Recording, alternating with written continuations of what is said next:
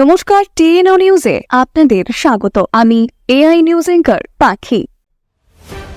যত্র গঙ্গা চ যমুনা যত্র প্রাচী সরস্বতী যত্র সোমেশ্বরী দেব তত্র মমমৃতং কৃধি ইন্দ্রায়ন্দু পুরীশ্রব।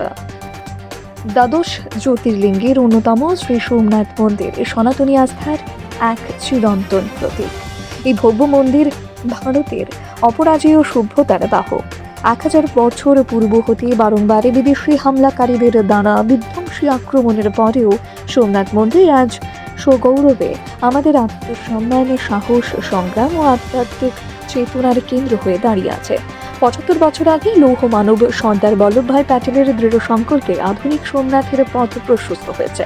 মাননীয় প্রধানমন্ত্রী শ্রী নরেন্দ্র মোদীর নেতৃত্বে আজ এই পবিত্র ভূমি ভারতের সাংস্কৃতিক নবজাগরণকে উদ্ভাসিত করেছে। তাই স্বর্ণিম এই 75 বর্ষকে স্মরণ করে আজ আগরতলার সেন্ট্রাল রোড স্থিত শিববাড়ি প্রাঙ্গণে আয়োজিত সোমনাথ স্বাভিমান পর্বে উপস্থিত ছিলেন রাজ্যের মাননীয় মুখ্যমন্ত্রী প্রফেসর ডক্টর মানিক সাহা মহোদয় এবং তিনি নিজেকে সৌভাগ্যবান বলে মনেও করেছেন।